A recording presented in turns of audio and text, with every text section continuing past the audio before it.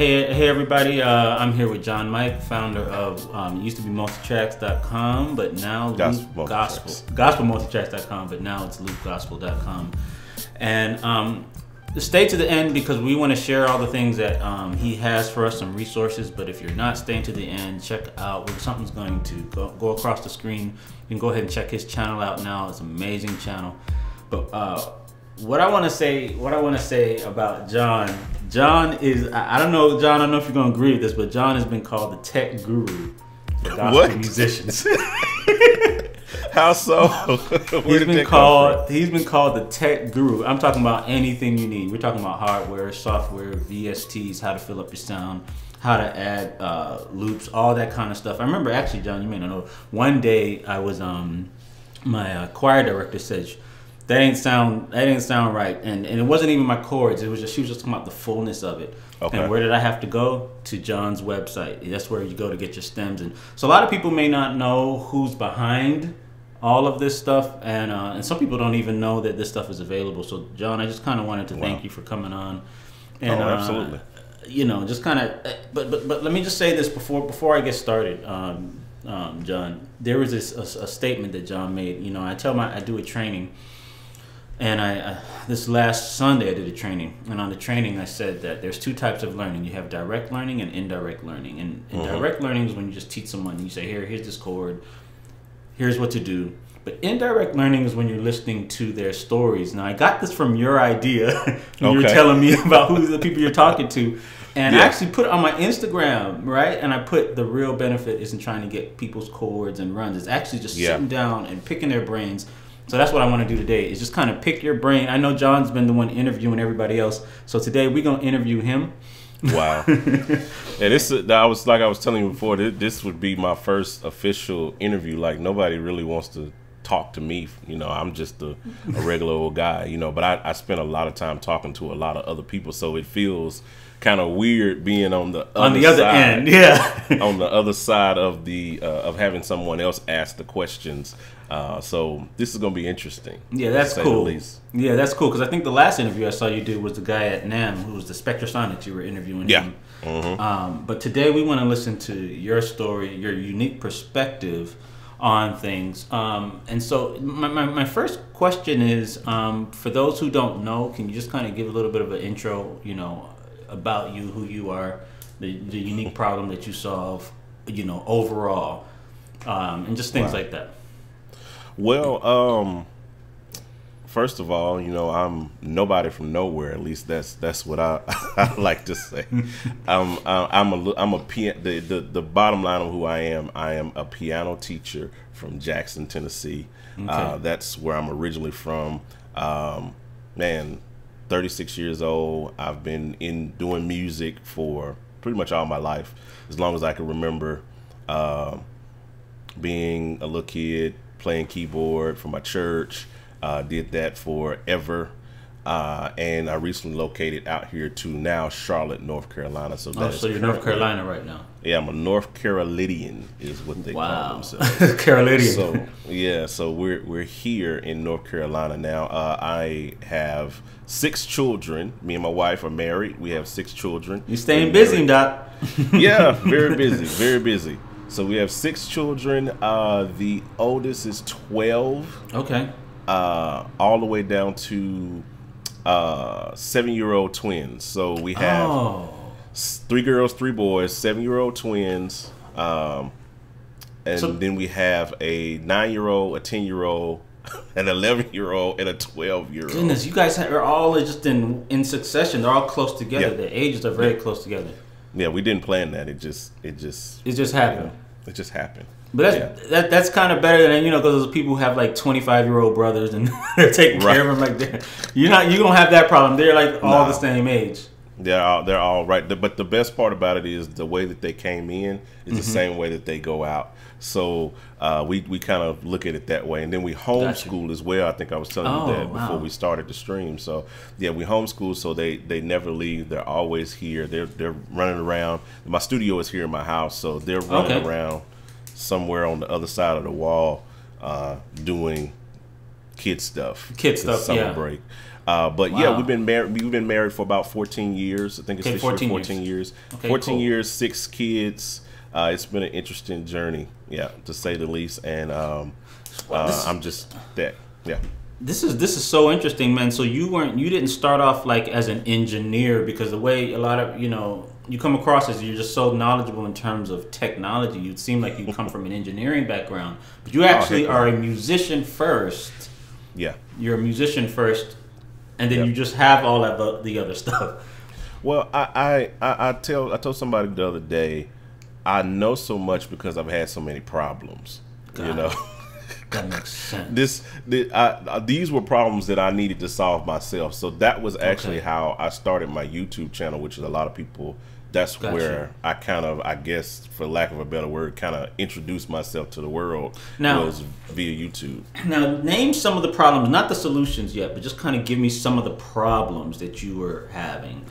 Gosh. Well, I've always been into technology, but I've never and this is, like I said, I'm to answer part of what you asked before. I'm not like an engineer. I don't have engineering. I don't even have a college degree. You know what I'm saying? I'm just a regular guy. You know what I mean? Just a regular old guy, man. That God has just opened up doors for me to like do just amazing things and sit around with amazing people. Yeah, I just always have been interested in music and technology and how those things came together. But I think how it actually all kind of got started for me was years ago. I had a keyboard at church. I'm not going to name the keyboard. Okay. I'm not going to name the keyboard, but I had a keyboard at church. A very expensive keyboard. It stopped working on me. Like in the middle of church service. I'm talking like a regular keyboard at this time. Like regular key. This is before I got into any of the technology stuff. It was just a regular old basic keyboard. It stopped. It stopped working just in the middle of service. And this wasn't an old keyboard either. This was. You're talking about the sounds? The sounds just stopped, or it just went off and just died? Just stopped working. It just died on me. It died. And come to find out later on, the hard drive, the keyboard actually had a hard drive in it, and the hard drive failed inside of the keyboard. I'm like, this keyboard has a hard drive on it. So what happened was, I needed to solve the problem of by the next Sunday or the next service, I needed a keyboard. You needed right? Okay, yeah, I got you. And I got you. You know how many kids I have, so. Going and spending a couple of grand on a keyboard at that time was not an option. So I had to solve a really quick problem.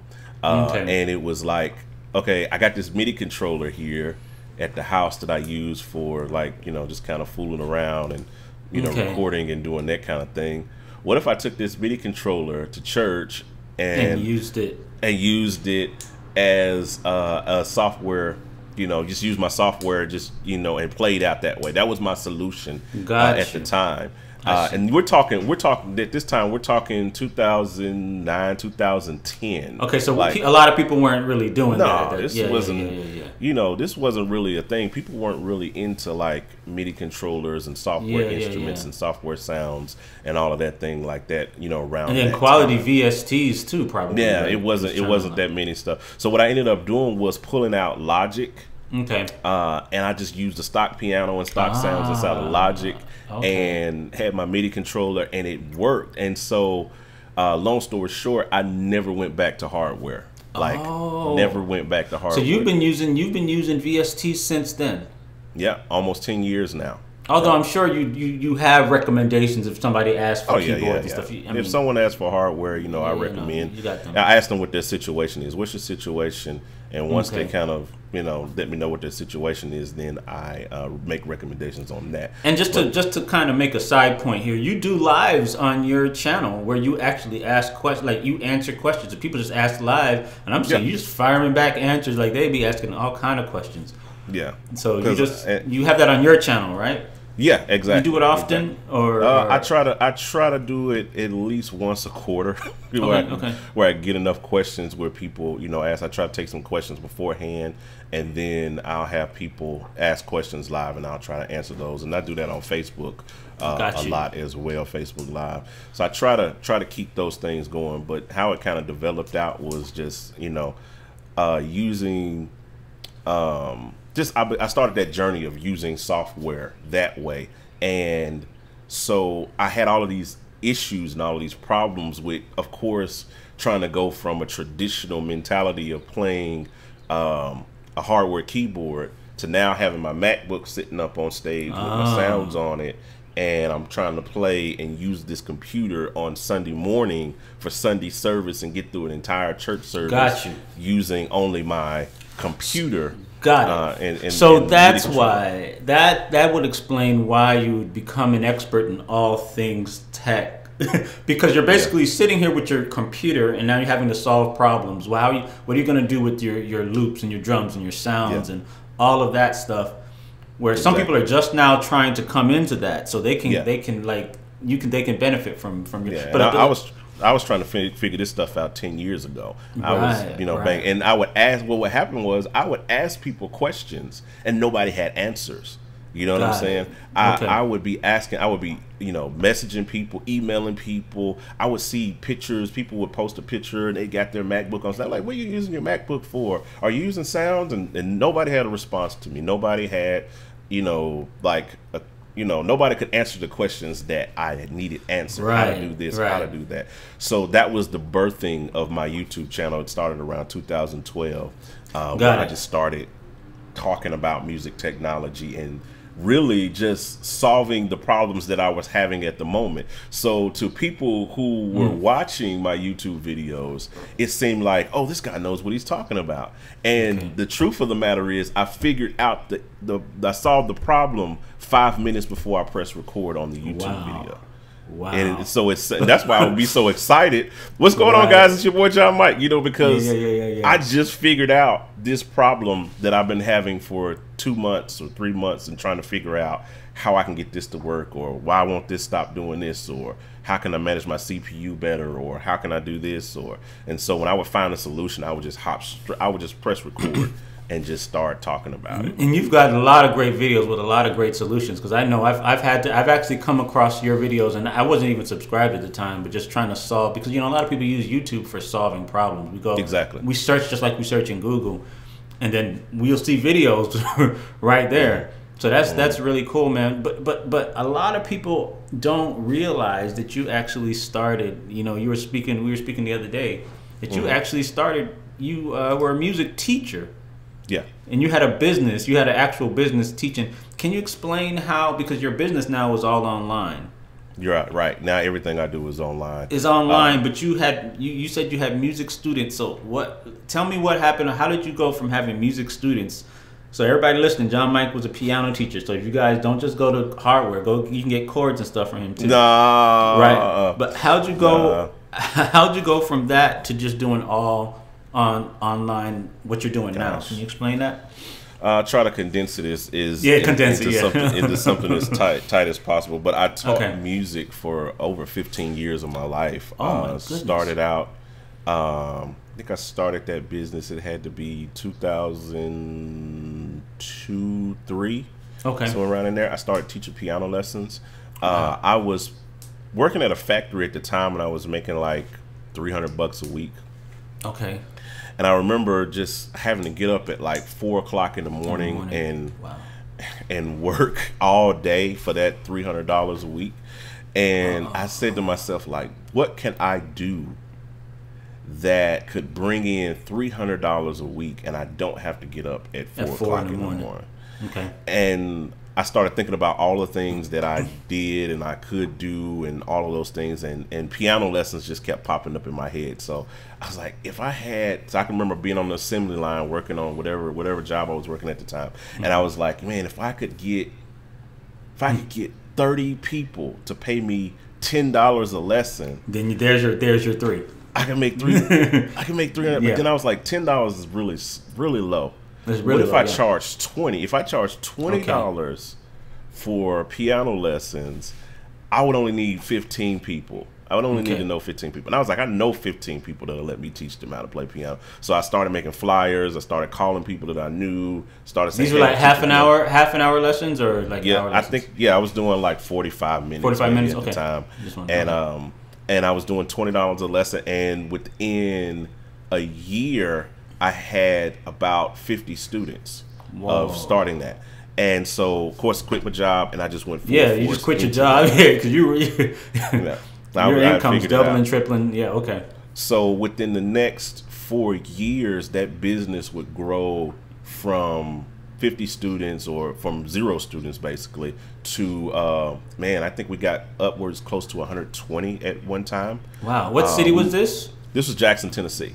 Okay, all right. It was back in Jackson. Cool. So yeah, I mean, I had people that was coming from metro areas all around there just to take lessons. And so we had 4 teachers. I had a guy that was teaching bass, a guy that was teaching guitar, drums. We had a vocal teacher. I was teaching piano, and we were rocking. And I ran that business pretty much all the way up to when I left out of North Carolina. So, around 2010, 2011, that's when the economy just kind of fell. That's right. I remember that. Okay. Yeah, the housing bubble, all of that stuff like that. It really hit our area then. I know it started before then. Gotcha. But it kind of hit our area then, and people were losing jobs, and it was just all kind of craziness that was going on. So what happened was the crazy thing that happened was that the economy went down, but then websites like YouTube and all of that went up. You know what I'm saying? Oh, I see.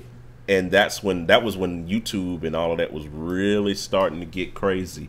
And so people started looking at what I was teaching and was saying like, yo, do I go pay this guy $100 a month to teach me how to play piano, or do I just go on YouTube and just learn the songs that I want because somebody's out there with a YouTube video teaching you how. Right. And so that coupled with the economy over the course of about 2 or 3 years kind of caused that business to go down. Okay. And I ended up, that was a lot of stuff that went through there that I dealt with financially, a lot of financial, woes and financial situations. And you had kids and a family at the time. Oh yeah, kids, family. Okay, so that was a lot of pressure, a lot of stress. Yeah, yeah. Days we didn't know. I can remember days trying to decide whether we're going to buy diapers or are we going to get gas. Wow. So, you know what I mean? I can remember those times, and so those things aren't far removed from me. That was just a few years down the road where I can look back on that and remember what that was like to be faced with those decisions, to go through bankruptcy, to go through foreclosure, to go through those things. So I've been down at the bottom of the barrel. Everybody's got those bottom of the barrel stories, you know the struggle stories, man. Struggles, yeah.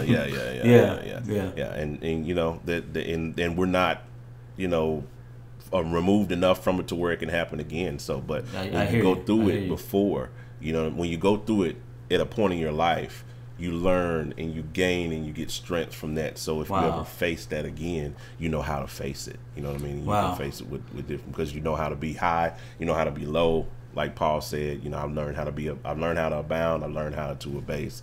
I've learned with everything to be content. And I'm paraphrasing. That's crazy, man, because it's like the skills that you learned while you were struggling and while you were going through that, that's what helped you to launch the second one. Had you not gone through that, you may not have been able to do that second one. Because from then on, you how many more? How long did it take you before you had the next? Next one. Yeah, Gospel Multitracks came in right after that. During that set, because of course you're trying to get your things back together, get supplement income, trying to figure out everything that you can do to bring in income to generate, to kind of dig yourself out of a hole. And a lot of people don't know this. I think this is the first time probably I've told this story publicly, but I actually had a business. I started a business. One of my first online businesses was in 2006, somewhere around there, 7. Okay. It was called Innovative Worship Solutions. Really? And what I actually was doing was selling instrumentals online. Yep. Was selling instrumentals. So that was a baby precursor to gospel multitracks. I go back and listen to some of that stuff from time to time and just laugh because I had no idea. Oh yeah, hard. Because I was just using my keyboard sequencer and I was just plugging it up to my computer and I was just recording the instruments. But you know what? I bet you people was buying them. Oh yeah, people were buying them. I was making a little money online. Yeah. But what happened was about a year or so into that, 2 years into that business, you know what I mean? And I didn't really make a lot of money off of that. But I think I may have made I don't even know if I made $1,000 over the years that I was doing that business, couple years that I was doing that business online. But so I shut that business down when I realized that I was not doing it the right way because I was like, you know, I can't do it the right way. So fast forward to around 2013, in the height of my struggles, but in the midst of that, I was playing at a church and I did not have a drummer. It was just me, numero uno, by myself, playing every Sunday. So what I started doing was I went back to my innovative worship solution days and started creating the tracks I was like, I can create tracks. I can do tracks. I can do key drums. I can do all that kind of stuff. So I started creating tracks to play along with on Sunday mornings and stuff like that. And so what happened? All in Logic. All in Logic. Okay. Man, I think I was doing it in Logic. Yeah, Logic, because I had moved away from Pro Tools by that time. So yeah, Logic. I was all in Logic, just creating instrumentals, doing key drums. You know what I mean? Creating those backing tracks and stuff for me to use on Sundays. And so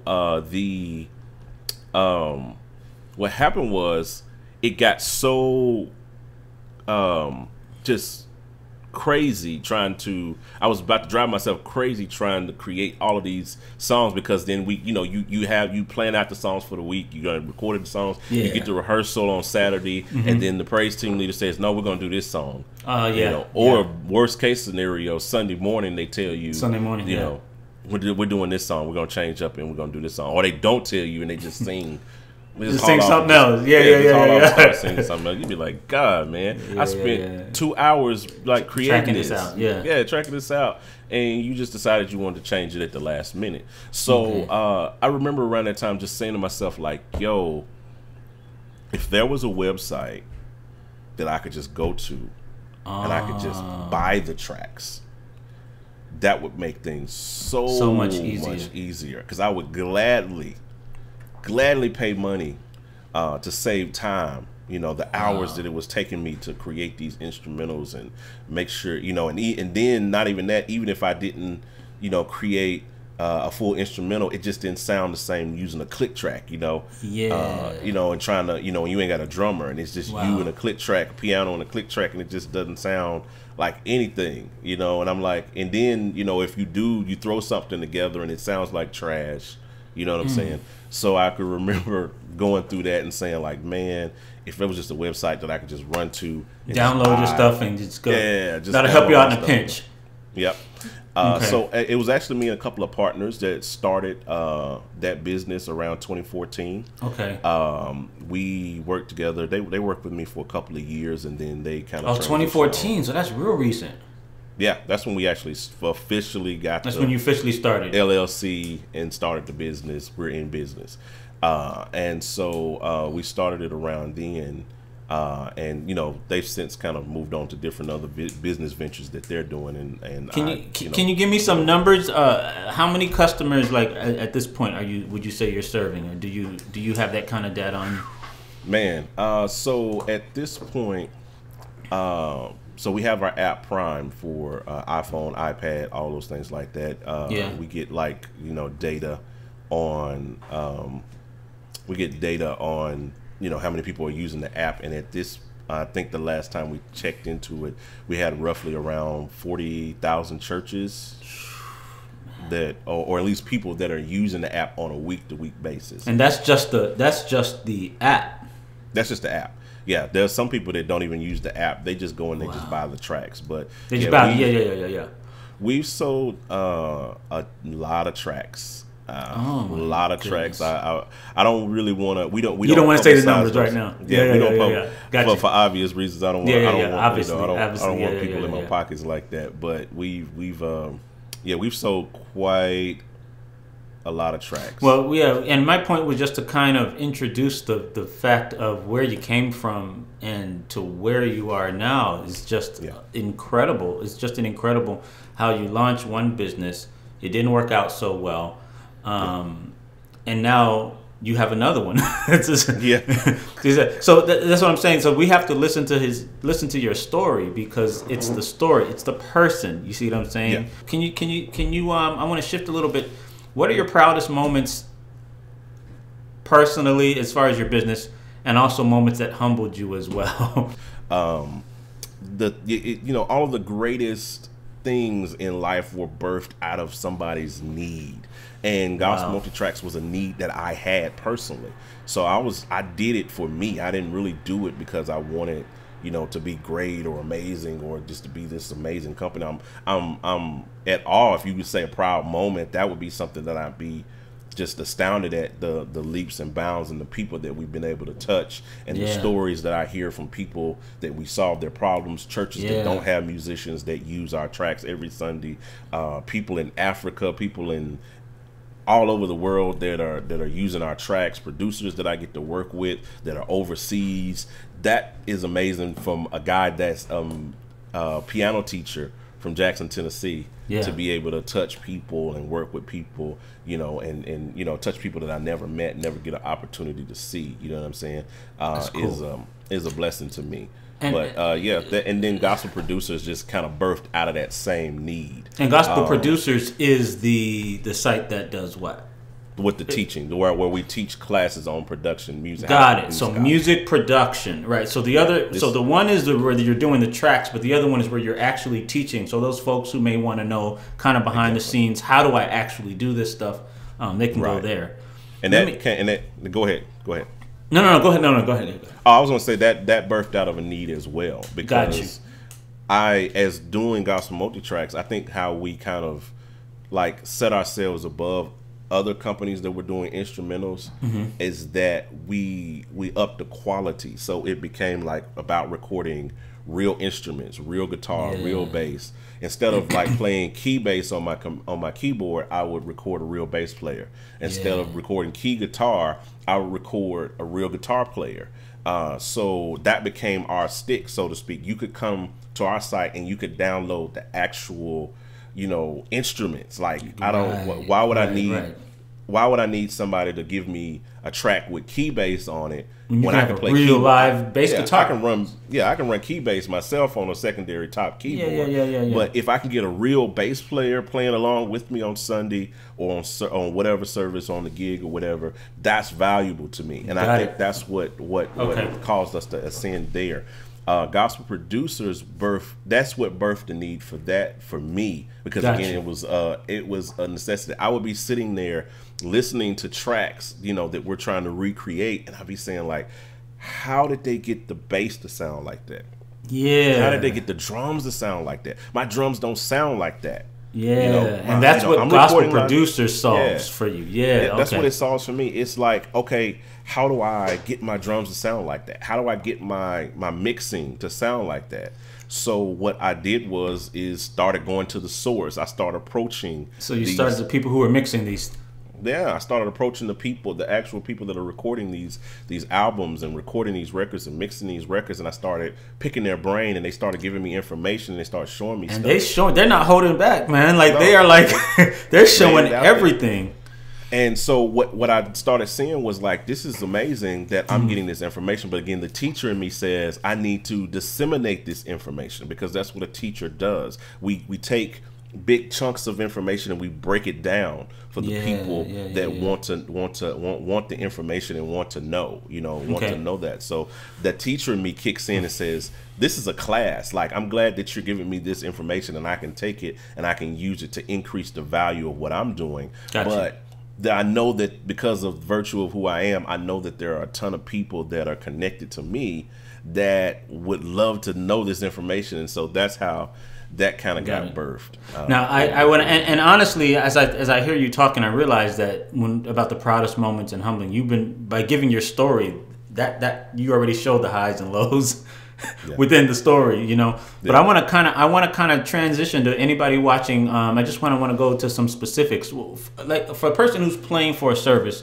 they don't have the pieces of a small band yet. What are some recommendations you can give as far as upgrading their sound? What are some of the top recommendations that you would give for that person to kind of upgrade what they're doing, you know, in their sound? Okay, so if it really, and it varies from case to case. I get tons of questions all day, every day from people that are trying to improve their sound, improve their, you know, using that. It really depends on what your budget is. That's always the first question I ask a person. What's your budget? Because if you're working with no budget, this is my solution. If you're working with a budget, then this is my solution. If money is no object, then get this. You know what I mean? But it can that being as broad as that is, I mean, it's so many different things. If you're the type of guy that's trying to go to, I want to use software.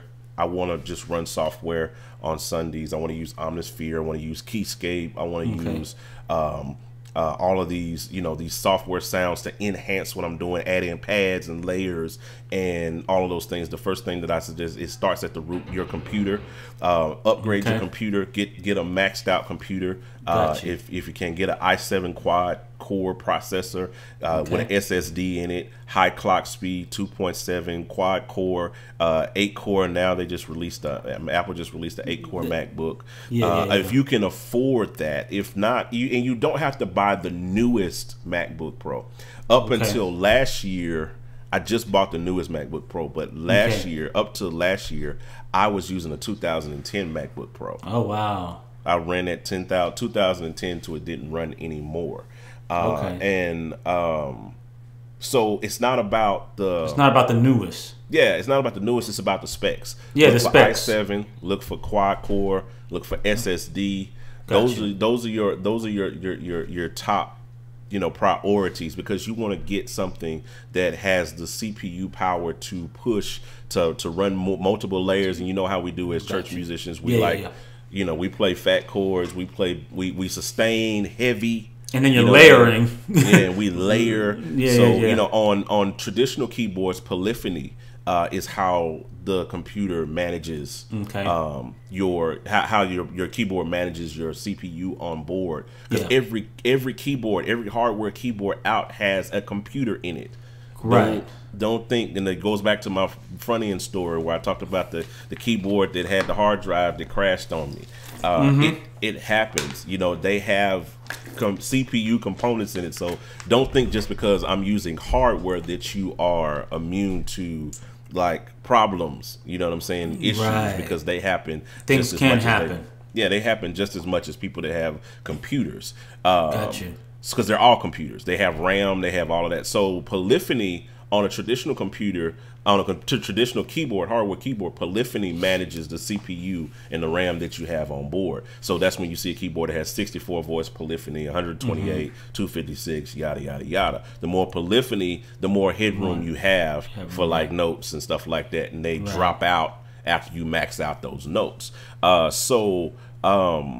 What you have to do is, in the same goes to the computer world, you have to max out what you have. No difference than you would if you were getting a keyboard, you know, a brand new hardware keyboard like a Montage or Kronos or Nord.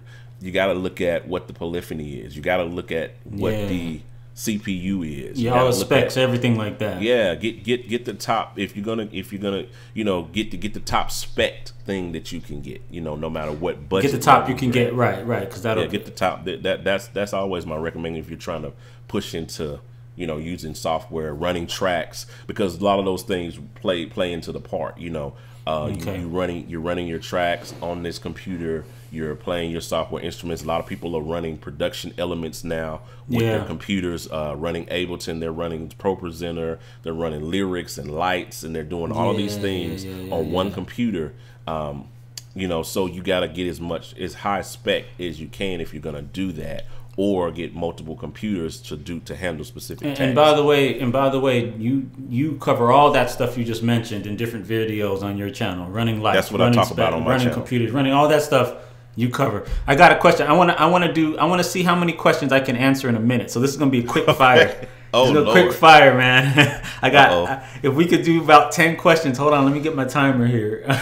I'm literally putting a timer up, man. I'm gonna see how many questions you can answer in a minute. Let me get ready. Okay, let me get ready. Okay. All right. So here we go. Okay. And I don't have my. All right. Here we go. Starting now. Best DAW to work in? Studio One. One of your favorite piano VSTs? Keyscape. Favorite mentor to learn about music production? Oh gosh. You can name more than one person. Time is going. Man, Cedric Thompson. Okay. Man, Cedric Thompson.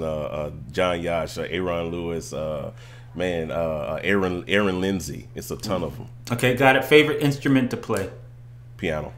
Apple versus PC? Apple all day. Go to iPhone app. Gosh. We're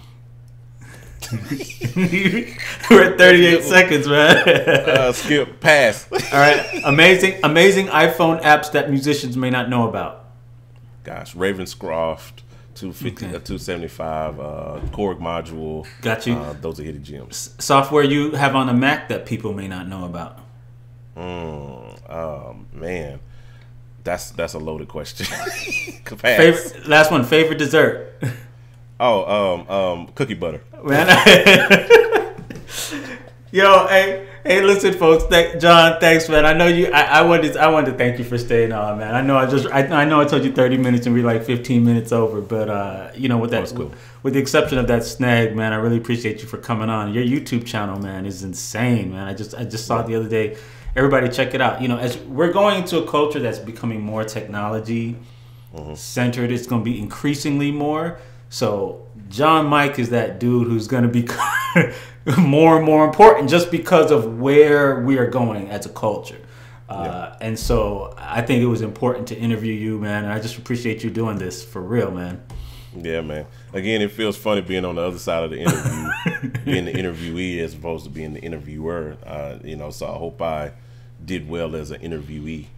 Yeah. Man, look, I mean, hopefully you could do more of these because, like I said, I mean, just picking your brain was great, man. And for everybody watching, I want to thank you guys for watching. And go check John out. And John, just really quick, for the last thing you could do, can you again name your all the stuff that you have to help people? What helps what? Like, okay, if you're struggling with this, go here. If you need this, go here. You know, just kind of give me all the stuff because I know you got a lot of them. So if you want to do, if you want to learn more about like music software, Omnisphere, you know, running Keyscape, using software instruments, running tracks and things like that, you can check out my YouTube channel.